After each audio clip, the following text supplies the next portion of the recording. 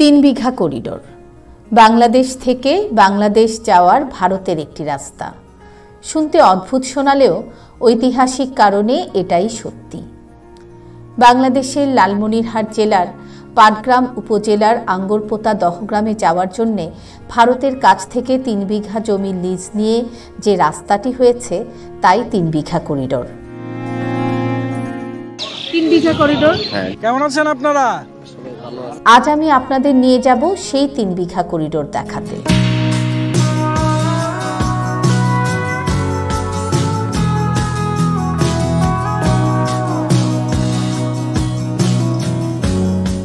আসসালামু আলাইকুম, আমি সোমা আফরোজ আপনাদের স্বাগত জানাচ্ছি আমার ইউটিউব চ্যানেল সোমাস ব্লগে। এখন আমি যাচ্ছি ঐতিহাসিক ৩ বিঘা করিডোর দেখতে এবং আপনাদের সাথে সেই ভিডিও শেয়ার করব। বাংলাদেশের লালমনিরহাট জেলার ৩ দিকের সীমান্ত প্রতিবেশী দেশ ভারতের সাথে।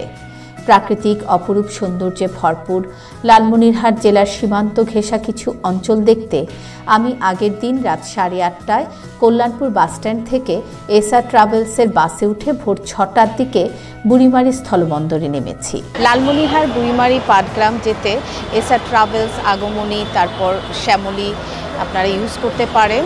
তো আমি এসআর ট্রাভেলস থেকে আমার টিকিট কেটেছি। এসি বাসে 1000 টাকা, এখানে নন এসি 800 টাকা। তো যে কোনো একটা আপনারা চাইলে অ্যাভেল করতে পারেন। বুড়িমারি স্থলবন্দর নিয়ে ইতিমধ্যে আমি একটি ভিডিও আপলোড করেছি। ডেসক্রিপশন বক্সে সেই ভিডিওটির লিঙ্ক দেওয়া আছে, আগ্রহীরা চাইলে দেখে নিতে পারেন। ৩ বিঘা করিডোর। হ্যাঁ, গেটটা দেখে আসবেন না? হ্যাঁ, গেটটা দেখে গ্রামের ভিতরে যাব আমরা। ভিতরে? হ্যাঁ হ্যাঁ। আজকে তো রাতে কারেন্ট ছিল না, অথচ যাওয়া যাবে না রে। ও, গ্রামের ভিতরে যাওয়া যাবে। আমাদের ওই ৩ বিঘাতে নামাই দিলেই হবে। ওখান থেকে আবার ভ্যান নিয়ে যাব। সকালে বুড়িমারি স্থলবন্দর ঘুরে সেখান থেকে একটি ব্যাটারি চালিত ভ্যান নিয়ে ছুটলাম ঐতিহাসিক ৩ বিঘা করিডোর দেখতে।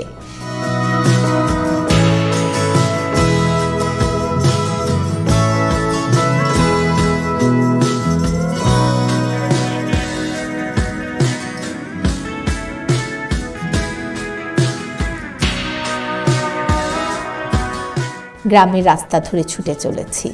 আজ আমার সাথে ভিডিওতে আছেন পুরানো ঢাকার আরিফ ভাই আর রাজিবুল ইসলাম রাজীব।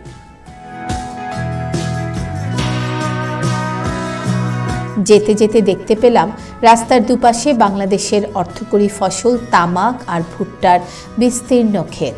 লালমনিরহাট জেলা রংপুর বিভাগে পড়েছে। রংপুর বিভাগ তামাক আর ভুট্টা চাষের জন্য বিখ্যাত। আগে ভুট্টা ক্ষেত অনেক দেখেছি, কিন্তু তামাক চাষের ক্ষেত এই প্রথম দেখলাম। গ্রামের মানুষের সাথে কিছুটা সময় কাটানোর জন্য অচেনা একটি গ্রামে নেমে পড়লাম। আমাদের দেখে নারী পুরুষ বাচ্চারা সবাই নিচ থেকেই এগিয়ে এলো। কেমন আছেন আপনারা? ভালো আছেন। এই গ্রামের নাম কি? নাটারবাড়ি। খুব সুন্দর গ্রাম। তোমার নাম কি? আকলিমা আক্তার। মাশাআল্লাহ, খুব সুন্দর নাম। গ্রামের সৌন্দর্য আপনাদের দেখাতে আর গ্রামবাসীকে খানিকটা আনন্দ দেওয়ার জন্য এখানেই দ্রোণ ওড়ালাম। এত আনন্দ পেল ওরা, দেখে খুব ভালো লাগলো।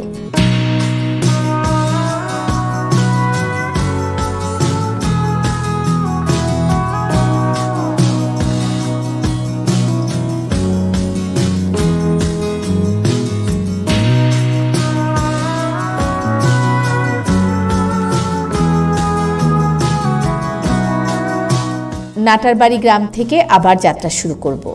তো ৩ বিঘা করিডোরে যাওয়ার আগে আমি পাটগ্রাম সম্পর্কে একটু কিছু বলতে চাই, কারণ আমি যতদূর জেনেছি যে এই পাটগ্রামে 1971 সালে মহান মুক্তিযুদ্ধের সময় এই পাটগ্রামের ছিল ঐতিহাসিক ভূমিকা। এই পাটগ্রামই বাংলাদেশের একমাত্র মুক্তাঞ্চল যেখানে পাকিস্তানি সেনাবাহিনী যুদ্ধের সময় প্রবেশ করতে পারেনি।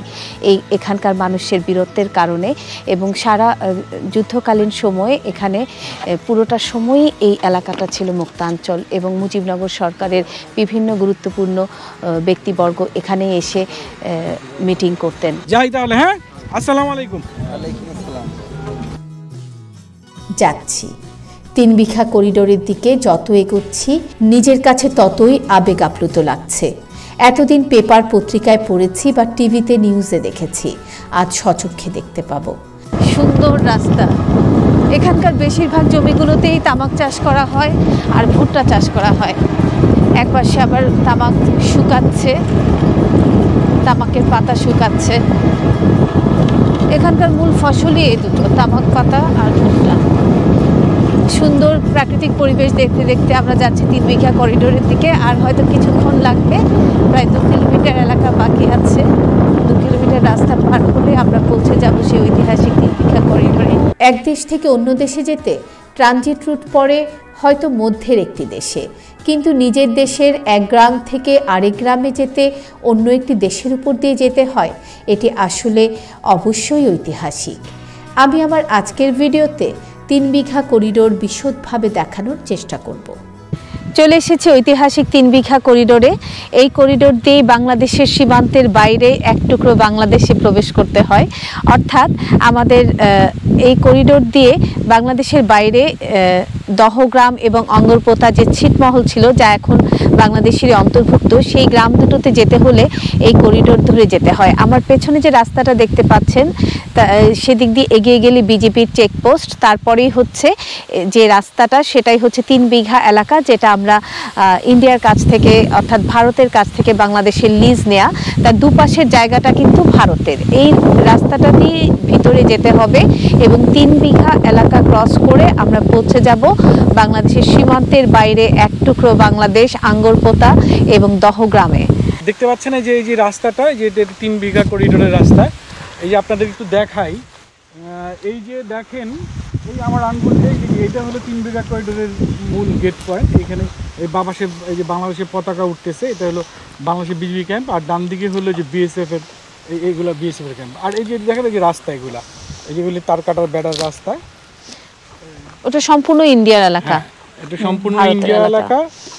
ইনফরমেশন জানিয়ে রাখি আপনাদের, 3 বিঘা করিডোরের ভিতরে ভিডিও বা ছবি তুলতে দেয় না, তো যতটুকু সম্ভব, যতটুকু পারা যায় আমরা আপনাদেরকে দেখাবো। আমরা এই যে চলে এসেছি 3 বিঘা করিডোর একদম চেকপোস্টে। আমাদের এখানে এই যে বিজিবি চেকপোস্ট এটা, আর এইখানে যে বাংলাদেশের শেষ মাথাটা হলো এখানে, এই জায়গাটা গেট, আর এইটা হলো বিএসএফ ক্যাম্প, বিএসএফদের জন্য ক্যাম্প। আমাদের বাংলাদেশের সীমানা ঠিক এইখানে শেষ, মাঝখানে 3 বিঘা ভারতের, তারপরে আবার বাংলাদেশের সীমানা, এই জন্যই এটাকে করিডোর বলা হয়। এই যে এটা বাংলাদেশের ম্যাপ, আর এই যে কালো দাগগুলো, এগুলো হচ্ছে আন্তর্জাতিক সীমানা। আমি আরেকটু ক্লোজ করে দেখাই।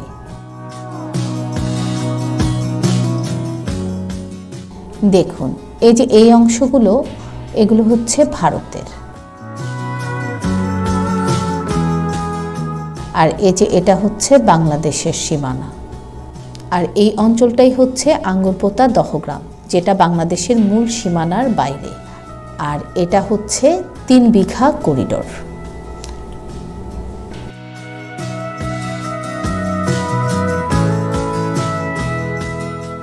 3 বিঘা করিডোরের ইতিহাসটা একটু আপনাদের জানিয়ে রাখি।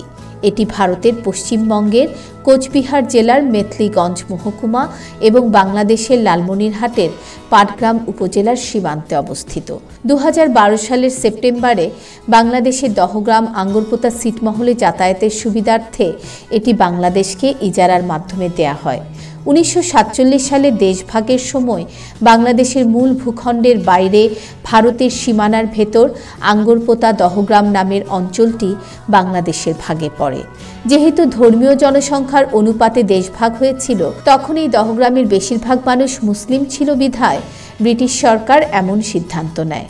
পাকিস্তান আমল থেকে এ অঞ্চলকে আমরা ছিটমহল জেনে আসছি।